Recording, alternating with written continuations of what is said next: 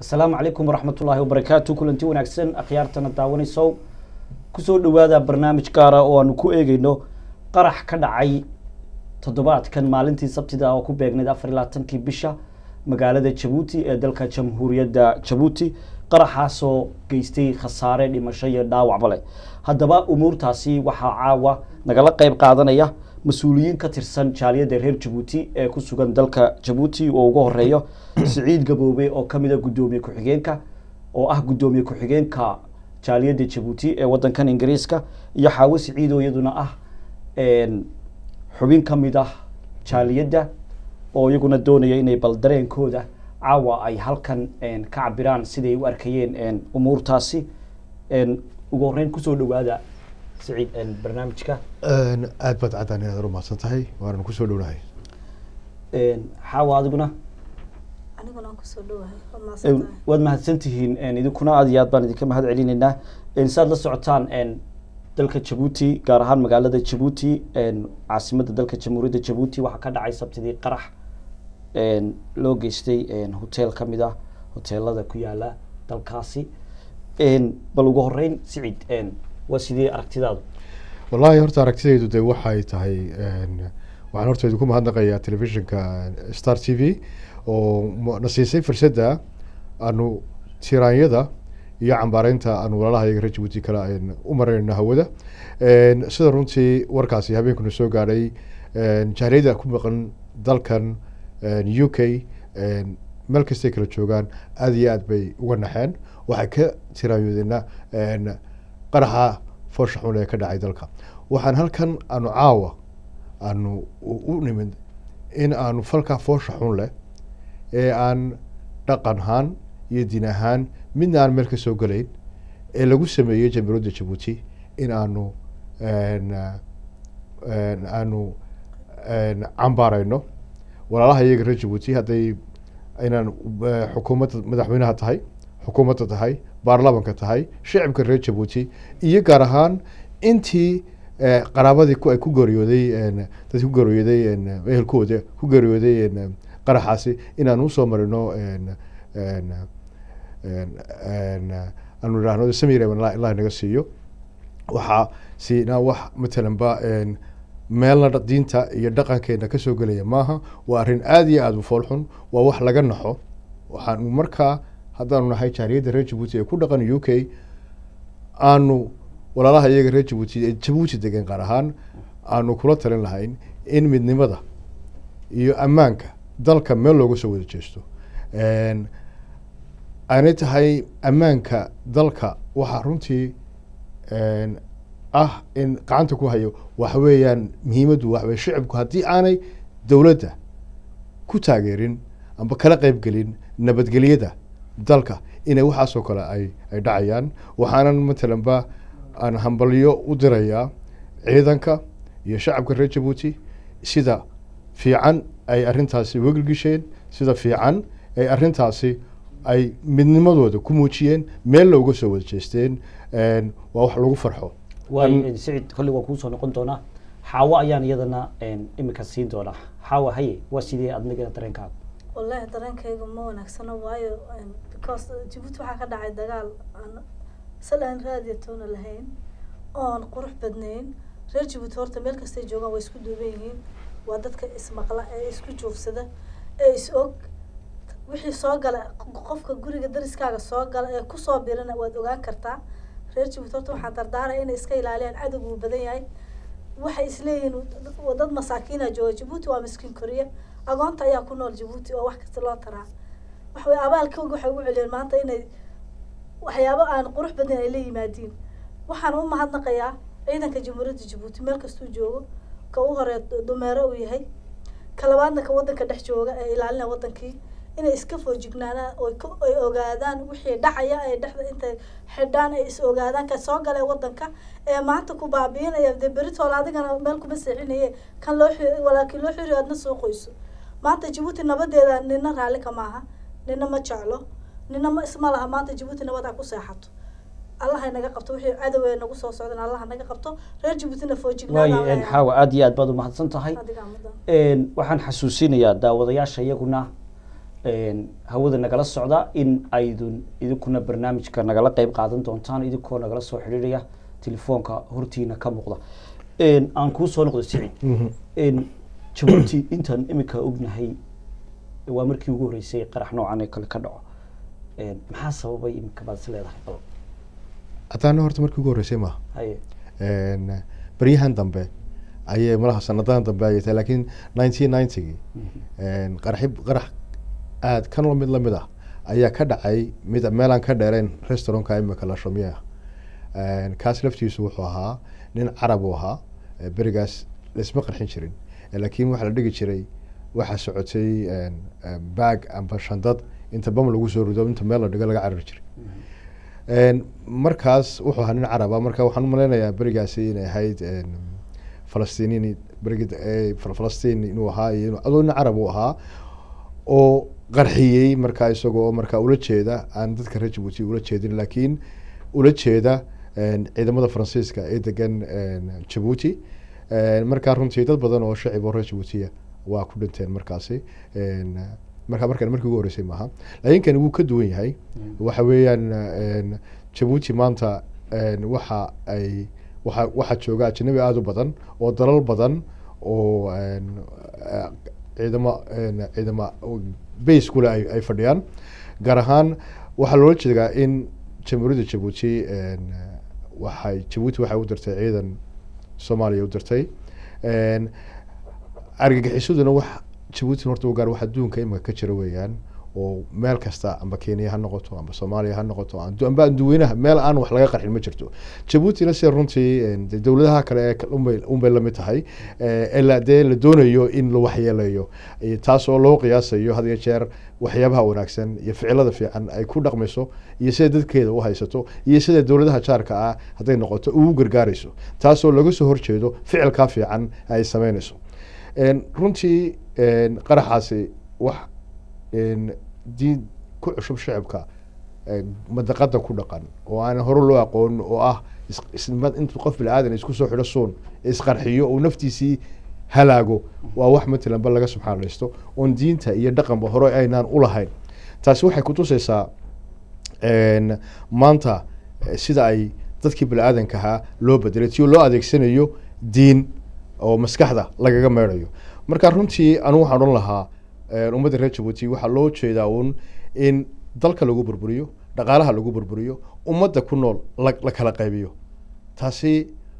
si taal looga badbaado oo aan wax dan u ahayn ummadda iyo dalka Djiboutiba in midnimo la sameeyo in ciidanku ay dalka u foojignaadaan in shacabku dalka u foojignaado in foojignaad aad iyo aad u dheer ah oo xoog ah la saaro ayaan anigu aad iyo aad oran lahaa in shacabkuna ay ka tanaasulaan ay aad iyo aad uga taxadiraan nin kasta oo guriga ku nool haddii uu wax matalan ba uu isiraado qofka uu ka shakiyo waa inuu si degdega dawladda iyo ciidamada nabadgelyada uu u sheego uu yiraahdo qofka waan ka shakisanahay waayo qof haddaad ka shakido oo laakiin qofkii aad ka shakido aanu isagii ahayn dambi maad gelin laakiin naf ayaad isleedahay badbaadi waa si wanaagsan xaaw maxaad ku dar leedahay ugu intaas wallahi waxaan ku darreynay reer Djibouti maanta taa dhacday maanta way dhacday laakiin tu labaad inay dhicin oo in laga foojignaado oo la is ogaado oo wixii dhacay maanta hareerahaaga jooga aad soo sheegtid qolo doona ha noqdo anagu qaran baan hay qabiil min horta reer Djibouti hadaan qaran baan oo qofka walaal ma ka dhiganaa kiin ag jooga walaal ma ka dhiganaa adawna ha noqdo walaal ma ka dhiganaa laakiin walaalnimadii way dhaaftay maanta waa kuwa ugu tala galay maanta inay qarxiyaan Djibouti dadku ka qaxo oo meel kasta loo cararo ilaahayna kama dhigin iyaga yiri laakiin mididooda oo isku jabtay ilaahay naga qabtaan leh wixii cadow nagu soo socda talabaad ku darayo waxa weeyaan qaraxa Soomaaliya ka dhacayna iyagana ilaahay naxariis jannaasiyaan leeyahay dagaalada iyagana ka socda Allah ka qaboojiyaan leeyahay Soomaaliya Muqdisho intaas ku darsanaa walaalka aad iyo aad baad u mahadsan tahay way sicday wallahi runtii anigu waliba guwaabadu ba horta muhiim ah maadaama oo anagu halkan aanu joogno dadka reer Djibouti halka joogana ay ka sii murugaysan yihiin kana sii xun yihiin marka ay dadku gudaha jooga walaayo kuwa dibadda jooga had iyo jeer murugada ku badan war la'aanta ku badan anigu waxaan oran lahaa kolleyba shacabku waa in ay dawladda la shaqeeyaan waa inay ciidanka waayahay siciidow aan kuusoo noqdo khad baa imika laynka ku jira aan jecelahay inaan kusoo dhaweeyo waad ku jirtaa khadka kusoo dhawow Star TV. السلام عليكم وانا سلامي magacayga waa xasan qowrax waxa kusoo hadlaya dalka Jarmalka ayantii waa ka xumnaa hadda maxaa ahayd qaraxii ka dhacay Djibouti واحد ولا نحن marka cishada joognaal ka daawanay waa kana moogtahay Djibouti waliba waxa muunimo horeeyay wax la soo qarxin waa daawan jirno moogtahay wixii aad marka aragno waa naxnay masaxan moogtahay markaas wallahi waxa leenahay Djibouti wallahi waa saddex cadood meelaha soo joogaan maaragtay buuqa iyo meelaha fiitoosha loo fadhiyo la soo joogo bal afka soo imaanayso soo andu qarxin karaya markaas wallahi dadka Djibouti inta ka caawin ilaaliyaan moogtahay واي حسن oo de security ilaaliyaan oo dadkan la soo saaray dawladda la shaqeeyaan hadii qofkii fahmi waayaan qodismoonada ay tagaan oo sheegaan oo saa oo tirin lahaa واي حسن aad iyo aad baad mahadsan tahay حسن oo Jarmalka ka soo hadlayay oo reer Djibouti aad buu mahadsan سعيد haye والله ninkaas soo hadlay xasan horta runtii aad baan ugu raacsanahay nabadgelyadu hadii aan shacab iyo dawlad la isu kaarsan ma imanayso maanta madaqadeena waxa ka taagan waa la arkaya waxa jirta walaalka oo Soomaaliya oo kula mid ah oo ku ag taagan ayaanad maleyneen inuu cadowga yahay in kale marka waxa weey horta weyn sidii hore laga foojignaado la iska ilaaliyo qofkii aanad garanahayn aad ka shakido qofkii waa in aad si degdeg ah dawladda loogu sheego askarta iyo ciidamada ammaanka loo wargeliyo waxaan waa mucjiso وانا wax imika aad moodo in qarbigaba ay ku cusub tahay oo inaan hore u aqoon qof bilaadan oo islaam oo iska igeer hal noqo in telefoon baa isagu imika khadka ku jira aan jecelahay inaan kusoo dhaweeyo kusoo dhawow barnaamijka adoo magacaaga iyo halkaad ka soo hadlayso halo ha codkana kor yara qaad may maqlaysaa si fiican assalaamu calaykum walaal waxa la yiraahdaa ilaahay shibino haye waxaan salaamayaa inankeena meesha fadhiya ee Djibouti waaya سعيد عيسى iyo xabiibaba صح waxaan leeyahay ma sha Allah si fiican baad u hadlaysaan waxaan leeyahay maanta aad baan uga xunay qaraxa tankii Djibouti ka dhacay waxaananu leenahay insha Allah wax ilaahay ka weyn ma cid kale waxba naga qaadi karto aanu Djibouti nahay laakiin waxaanu leenahay waan foojignaano waxaan leenahay madaxdeeduna waa inay foojignaadaan waa inay cadowga hareeraha kiixiga iska ilaaliyaan bas saasan anagu tala siinayna ilaahay إلهام أو أد بعد ما حصلت إلهام إن هاي سعيد إن كلي ودقار كيا كلي رنتي مجتمع Djibouti يوكي كونولا مديبدا كونولا تيران يدودو يمرقو دودو أد بياد بوصل رئيسا waxa quraatay qabanayaan waxa weeyaan wixii tala bixin iyo inay la qaybsadaan matalan ba wixii dhibaato ay dalkooda ku dhacay inay iyagoo dibadda jooga la qaybsadaan iyagana runtii ka muruga badan dadka gudaha jooga oo nin walba helkiisa jooga dalkiisa weeyaan marka ma jecla marka runtii aad markaad u fiirsato waxa aad loogu celcelinayaa oo darkaysa in la isku duubnaado midnimadu ay meel aan ku soo laabto Siciidow adiga oo sii wadan doona waxaan jecelahay inaan soo daayo qofka daawadaha imika laynka ku jira magacaaga yalka ka soo hadlayso assalaamu calaykum waxa la yiraahdaa ubax ashur yawaal aan waxaan salaamayaa horta wiilkayga gabadha reer Djibouti halka fadhiya waayahay Siciid Gaboobiye Xabiiba Siciid صح waxaan aad uga xunnahay horta de qaraxii wadanka ee ka dhacay laakiin se wax dadkii ku dhintana Allah u naxariisto waxaan leenahay laakiin se dadka reer Djibouti inay ka foojignaadaan oo nabadooda adkaystaan oo cid walba confidence ay siin insha Allah de min dawladeedana waan salaameynaa de wixii ay ka qabanaysan way ka qaban insha Allah aad iyo aad baad mahadsan tahay ubax عليكم السلام ورحمة الله سعيد إمك مركن إجنو قرح وسيدو ودعي عدة وعكوح يلودي وحويا يعني ما هذا تريد جبوتية لكن وادتك كلا دد أشاني وبديه هني هو بدنادان دد يوروبيانا إن هوش نوع عسى قارلو بيكسنا يدك ماركتي muwaadiniinta aan ahay de u dhalatay wadamada dibadda sida European kooka maxay ku keeni kartaa baad isleedahay dalka runtii wax matalan ba lala yaabo de horta weeyaan laakiin de haddana waxaad arkaysaa wax ujeedadiisa aad ogtahay waxaan u sameynayaan berigii dhawta Kenya halkii ay qabsadeen wahal boolaha sax meelaha matalan ba baa mishir ku socda waa dhaqaalaha dalka ay dowladdu kasoo galayso kenya halkay kaga dhufteen waa halkaas weeyaan jabuuti marka ay leeyihiin ay ku dhufanayaan waxay raadinayaan in ay xagga dhaqaalaha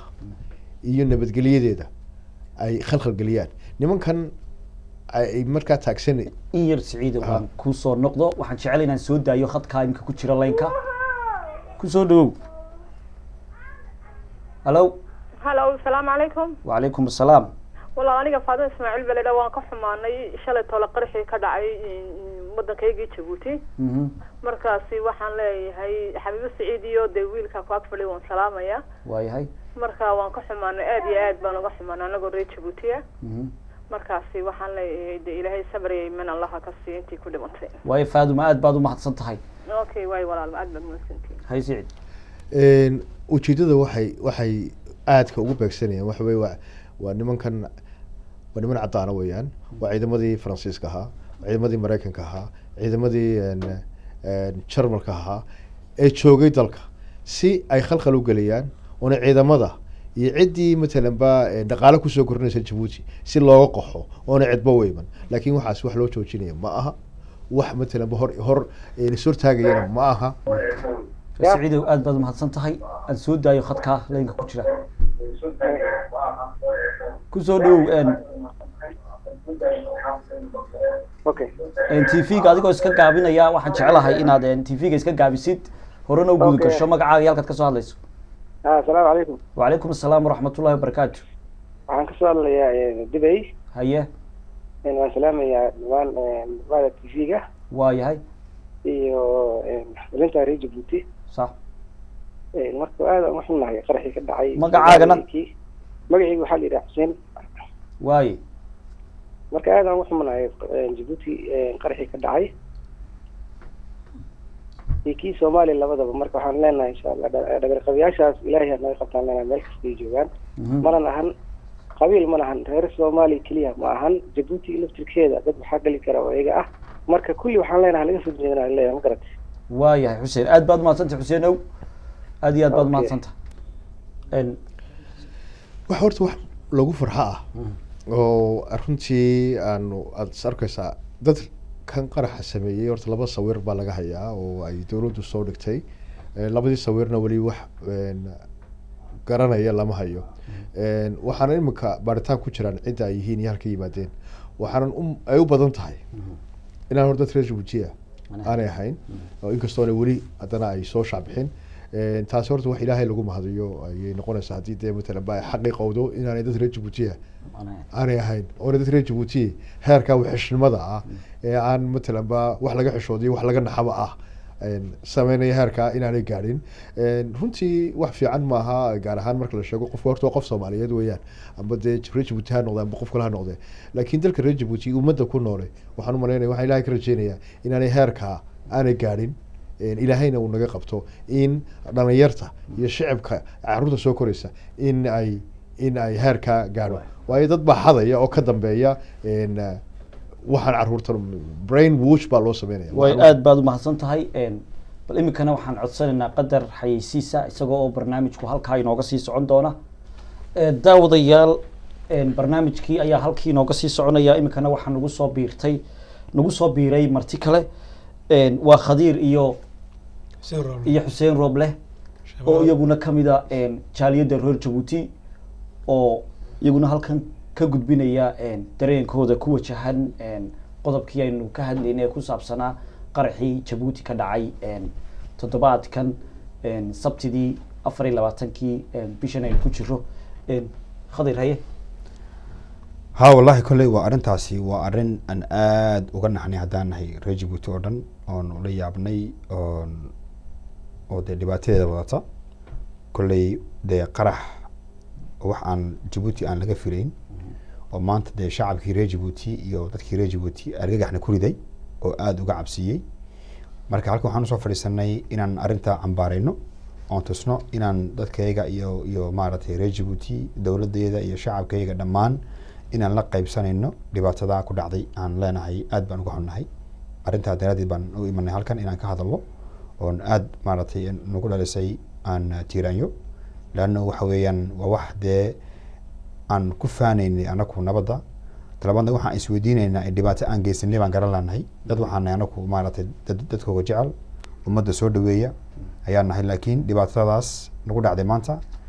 waxaan u galabsanay ma garanayno su-aasha isweydiina waa taas waa si wanaagsan weeyaan sheebaalla waan u gudbi doonaa laakiin waxaan jecelahay inaan telefoonka khadka ku jira aan soo daayo may maqlaysaa asalaamu calaykum waraxmatullahi wabarakaatu wacalaykum asalaam waraxmatullahi wabarakaatu magacaagii halkaad kasoo hadlayso magacayga waa barayax waxaan kasoo hadlayaa magaalada Leicester waa yahay barnaamijka waan daawanayey waxaan rabay inaan ka dhiibto odhahdayda waxaan aad iyo aad uga xunnahay oon u cambaareynayna arrinta fool xuna ka dhacday Djibouti haye arrin cusub ma aha waa arrinta maaragtay Soomaaliya haysata Soomaaliya dhibkeeda ka degi leedahay marka maanta waxaan aad uga xunnahay inay annagana na soo gaadho oo maanta ay Djibouti waxyeelayso marka koowaad waxaan taasi u dirayaa dadkii ku geeriyooday in ilaahay maaragtay subxaana watacaala u naxariisto wixii ku dhaawacmana inuu ilaahay caafiyo intaa markaan ka gudbo dhibaatadaas waxaan usoo jeedinayaa dadka reer Djibouti inay gacmaha isqabsadaan inay ka hortagaan dhibaatadaas oo dalka waa dal aada u yar ay aada iyo aada uga foojignaadaan oo dhibaatooyinka iyo wixii ay arkaan ay ciidamada u qaabilsan hay-adaha u qaabilsan arrinkaas ay ogeysiiyaan marka labaad waxaan rabaa inaan hadal yar u jeediyo dowladda Djibouti oo iyaduna aada moodo beryahan dambe inay ku mashquushay arrimaha mucaaradka oo ciidamadii ilaalin lahaa nabad sugidda ay aada ugu mashquuleen inay eryadaan shacibka mucaaradka ah iyo madaxda mucaaradka dowladdana waxaan usoo jeedinayaa dhaliishaas inayna dadkeeda xoogga saarin ee ay saarto cadowga iyo dadka ka faa'iidaysanaya ee jecel dhibaatada iyo burburka Djibouti waayay balayax aada iyo aad baad umahadsan tahay aada iyo aad baad umahadsan tahay kolle si wanaagsan baad usoo tabisay dareenkaaga haye ها كلي نكا إنا كاول لكن سفي عم بوها ضي أو وحويا كلي ما أنت أرن ده ما أنت عنان متى على مش ما أنت واحد على إنا جمال يسقط صدق صح ودلكي لا إلى عليه ودلكي مارتي لبعتي كل عضي سيد عن أوجس وتوصل لهن بما أنت علمه يعني كل ما أنت أنا أقول دليل ما أركيه لأنه وحويا سماله واحد هذا ده واحد تيجي اسمه مالي لكن هذا واحد تاجرنا هي سيم وقبصنا سيدين ودنكي أمانكيس عنو إلى علينا يهرب مركيسي marka haddaan ku yar noqdo halkii aan ku lahaa aan dhibaato ma nugeysan malan haddaan la yidhaahdo weli inkastoo wasiirku noo caddayn wixii ka dambeeyey qaraxan oo dee iska tahay hunde mal awaal aan leenahay hunde waa raggii wax qarxin jiray aan is leenahay laakiin kolley waxaan jeclay inaan ka warsugno dowladdeeda inaan ka warsugno oon taas baan jecelahay marka inaan odhano waa qoladaabaa samaysay laanno dowlad baan leenahay nidaam baan leenahay mogti marka maamulku weli ma dowladda weli ma odhan fartoona uguma fiiqin wixii dembiga galay marka insha Allah waan ka warsugay waa khadiir waan aad iyo aad baad mahadsan tahay Xuseen adigana ku meeyla waa ku soo gudbaya khadkaasaan jecel inaan soo daayo kadibna aan Xuseen siiyo markaa magacaaga halkaad ka soo hadlayso hello السلام عليكم وعليكم السلام ورحمة الله وبركاته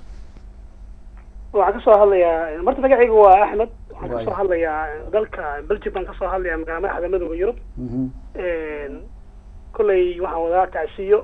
ummadda Soomaaliyeed qaasatan jamhuuriyadda Djibouti anoo ku hadlaya magaca beledweyne ama gobolka Hiiraan walaalaha hiil walaal jamhuuriyadda Djibouti aad baan ugu danqanaynaa shacabkeeda iyo xukuumaddeeda iyo mucaaradkeeda iyo maxaafidkeeda waxa soo gaara ummadda Soomaaliyeed iyo inta afka Soomaaliya ku hadasho waana wax dhacdo hadda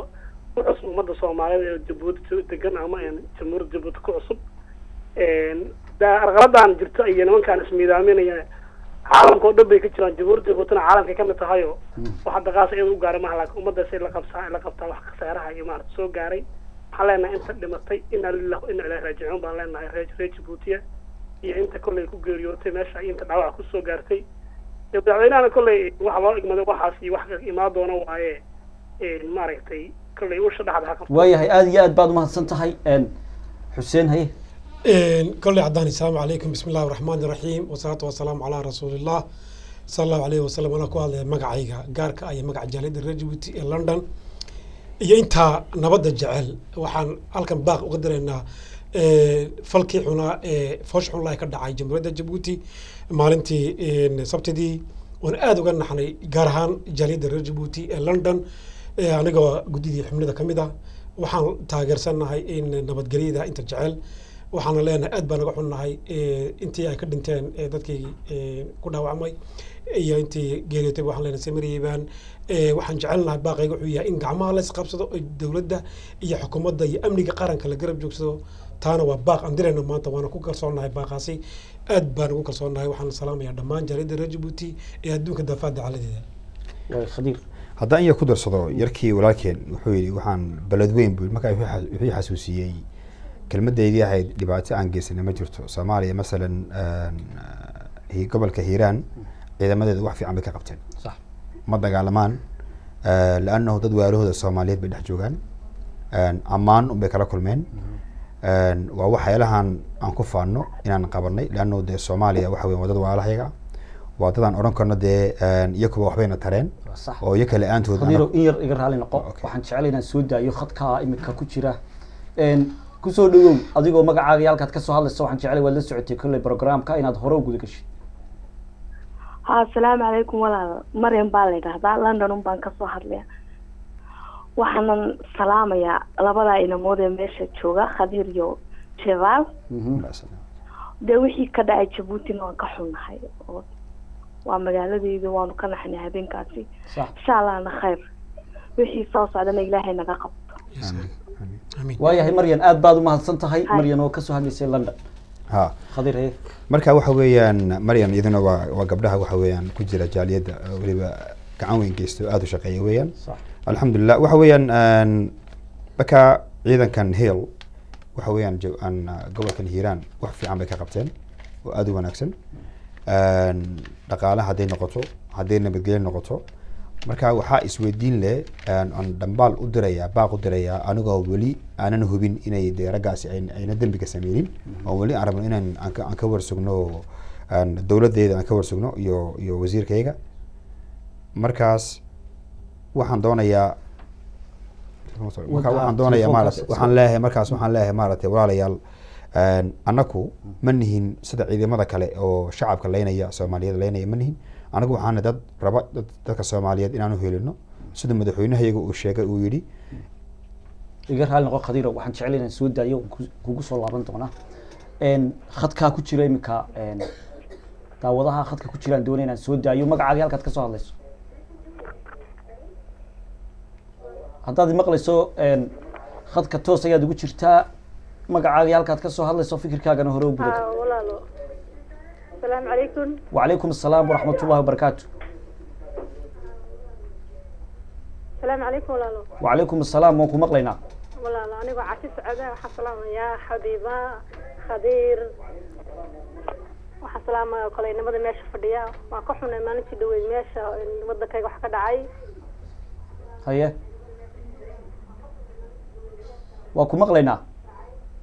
marka walaalo macalay safde wax la sameyn karo ma jiro waxaana waa qadar Allah dhacay way aad baad u mahadsan tahay aad iyo aad baad u mahadsan tahay Khadir marka waxa weeyaan kulley horta arintan qaraxan dhacay anigu kulley dib nooma keenayso dadka Soomaalida walaalahayga hawshii iyo gargaarkan u wadnay kulley waan wadaynaa oo sida aan ku sheegay Soomaalidu de waa walaalahayaga oo wadankayga waa dadkii nala xoreeyay oo maaragtay halkaan soo gaarsiiyay marka anigu kulley waxay naga tahay un ciidamada jooga iyo Soomaaliya jooga ay ciidamada dagaal u tagay maha waa ciidamada waxay ahaayeen walaalahood u tagay oo gacan qabsaday oo gacan qabanaya oo wax la qabanaya marka ciidamada heelna halkan dambaal baan uga diraya on leeyahay wax kasto dhacayba walaalahayow hawshii aad wadeen walaalaha Soomaaliyeed sidii hore iska fiican u wada aad baad mahadsantahay Khadiir waxaan jecel inaan soo daayo daawadaha imika khadka ku jira magacaaga halkaad ka soo hadlayso walaal Suleyman Balayda haye waxaan ka soo hadlayaa London waayahay Saleebaan Suleyman Ismaaciil soo daa Saleebaan oo reer Djibouti horta Cheval iyo Khadir waan salaamaya waayahay dhibaatada dhacdayna horta mid aan jecelnahay ama aan jeclaan doono maaha dadka geystina waxaan leenahay walaalayaal oo anaku haddaan reer Djibouti nahay xumaan uma soconno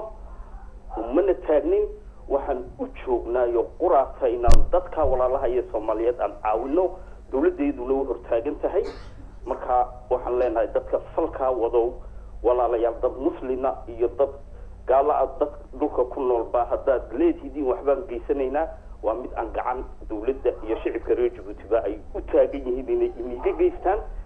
dib dambana inaad waxaas iyo wax u eg loogu laamin saleebano aad baad u mahadsan tahay saleebano lana ka soo hadlayay aad iyo aad buu mahadsan yahay xuseen haye kolley cadaani waxaan odhan lahaa adiga hadalka wata in wadajir bay laba gacmood wax ku qaban karaan nabadda jabuuti waxaaya waa shacabku haddii ayna dowladda la shaqayn haddii aan gacmaha laiswala qabsan amniga qaranka iyo ciidamada booliska iyo dhammaan shacabka waxaan u malaynayaa tafarar baan noo iman doona lakin waxa muhiimad waxay tahay nabadgelyada aan sugno aan la shaqayno xukuumadda aan taageerno siiba amniga qaranka taas ayaan kaga baxaynaa kolley tani soomaaliyana waa heyl oo lagama harayo waan wadeynaa intii taalkeena waa yahay aan soo daayo laynkaa khadka ku jira imika awala ha magacaaga halkaad ka soo hadlayso aan ka soo telefoon adoo tv-ga iska gaabinayo walaal min fadlan tv-ga iska gaabi magacaaga halkaad ka soo hadlayso ka gaabi waaye soo daa haddaba adigu ma ilahay side hallo ha waad ku jirtaa walaal live baad ku jirtaa waxaan jecelahay kolley arrinta laga hadlayayna waad la socotay kula hadlaya ilaahay aad iyo aad baad walaal u mahadsan tahay khadiir haye kolley anyway anu waxaan leeyahay dadka reer jabuutina baaq baan u diraynaa ee jooga dibadda iyo gudahaba waxaan leeyahay walaalayaal haddaan reer jabuuti nahay gacmaha isqabsano maanta arrintii loo kala eegaya maaha mucaarad iyo muxaafid iyo siyaasad arrin la siyaasadeeya maaha waxa weeyaan waa arrin qaran waa arrin security weeyaan marka waxa weeyaan intaan isku maqannahay inuu dhibaatadu dee way sii badanaan mogtahay marka waxaan leeyahay dadka reer jabuuti waxaan leeyahay wax walba haddaan siyaasadayno dee dhibteeda leedahay waxa fiican inaa horta la fiiriyo oo la eego wadaninimada iyo midnimada la eego oon waktigan oo kale aan dowladdeena aan isgarab taagno oon dowladdeena gacan qabno haddaan nahay mucaarad iyo haddaad tihiin muxaafidba maanta wax weyn waktigaan joognay waa waktigii maaragtay dalka loo gurmanayay loo badbaadinaya qaranka haddii aan nahay reer jabuuti taadana waa baaqaan u dirayo dadka reer jabuuti ee gudaha jooga waliba gaar ahaan oon leeyahay maanta waxaan u baahannahay dalkeena inaan ilaashano lama huraan waa cawd zilaal dalkeena aan ilaashano walaalayaal inta qurbaha joogtana waxaan leenahay inaan isku duubnaano oon isku dubnaasho aan dalkeena aan ku ilaashano taasaa ugu muhiimsan caddaani waad mahadsan tahay kolley jamhuuriyadda jabuuti waa dal ugu yar mandaqada okay ugu yar mandaqada geeska africa dhulkiisu ballaarsan yahay 22,000 iyo 300 isla markaana ay ku nool yihiin dad gaadhaya ilaa 500-700 kun cudud dhaqaalana leh ku saameeyay geeska africa waxaad moodaa in ciidamada maraykanka ay ka jooga dalka saldhig badan ay ku leeyihiin jaban talyaaniga iyo jarmalka iyo faransiiska marka walaalo halo ha halo waad ku jirtaa soo daa magacaaga halkaad ka soo hadlayso salaamu calaykum wacalaykum asalaam waraxmatullahi wabarakaatu ha waxa walaal waxaa la yidhahdaa idris baa la yidhaha london baa kasoo hadlayaa inamada meesha fadhiyaan salaamayaa inkastoo aan isgaranayn laakiin waxa weeyaan waxaan doonaya inaan sheego dhibaatadan ka dhacday jabuuti aad baan uga xunnahay anigu dhalinyarta london joogta baan yahay marka waxaan leenahay haddii ay xaaladdu xitaa sii xumaato waan tegaynaa annagaa tegayna oo waan u wada midaysannahay dadka argagixisada ku shaqale waddanka kule cag ku leh argagixisooyinka waaya marka waxa weeyaan jabuuti cid walbana way ku nooshahay gaal muslim cid walba marka waxa weeyaan saasaan leeyahay walaalayaal aad iyo aad baad umahadsan tahay idris oo kasoo hadlayay london aad iyo aad baan kaaga mahad celinaya daawadayaal halkaad nagala socoteenna waa star t v waxaa la soo gaadhay xilligii gabagabada haye khadiir anigu hadalkayga waxaan kaga baxayaa waxaan leeyahay dadka reer jabuuti gudaha iyo dibadda waxaan leeyahay gacmahan isqabsano midnimo unbaa wax lagu gaari karaa dalkeena aana ilaashanano inaana laakiin wax panic amba cabsiyan inay nagu dhicin dalkeena saan hore baa u ilaashan jirnay aan ku caanbaxnay inaan nabadda iyo horumarka aan ka shaqeyno si un baan wadaynaa talabaadna waxaan leeyahay anoo ka baxaya waxaan salaamayaa dowladda iyo shacabka reer Djibouti iyo madaxweynahayga qaaligaana waan salaamayaa iyo maaragtay dhammaantood waan salaamayaa waxaan leeyahay midnimo kolley anigoo maaragtay gabagabinaya barnaamijkeena gabagab ku dhow yahay kolley waxaan salaamayaa dhammaan jaaliyadda reer Djibouti ee UK siiba jaaliyadda iyo dhammaan qurbajoogta reer Djibouti adduunka daafaca dacaladeeda xukuumadda Djibouti oo hormoodka ee madaxweynaha jamhuuriyadda Djibouti Ismaaciil Umar Geelle iyo dhammaan xukuumadda wasaaradda iyo xildhibaanada dhammaantood amniga qarankan waxaan leenahay hal la sugo nabadgelyada waan soo hambalyeynaa wixii dhintan ilaahu naxariisto salaamu alaykum waraxmatullahi aad iyo aad baad mahadsantihiin dhammaantiin waan idinka mahad celinayaa waqtiga iyo aadna siiseen iyo barnaamijkan aad nagala soo qayb gasheen Siciid Gaboobe iyo Xaawo Siciid iyo Khadiir iyo Xuseen dhammaantiinba aad iyo aad baad u mahadsantihiin daawadayaal intaasina waxaa kusoo gabagaboway barnaamijkii gaarka ahaa aynu ku eegeynay qaraxii ka dhacay 24kii bishan aynu ku jirnay maalintii sabtidee laga soo gudbay magaalada Djibouti ee dalka jamhuuriyadda Djibouti intaasi ayuu ku eegyahay intaynu barnaamijkan mid lamid ah ku kulmayno waa anigoo cadaanaya iyo guud ahaan bahda Star TV oo idinkaga tagaya sidaas iyo nabadgelyo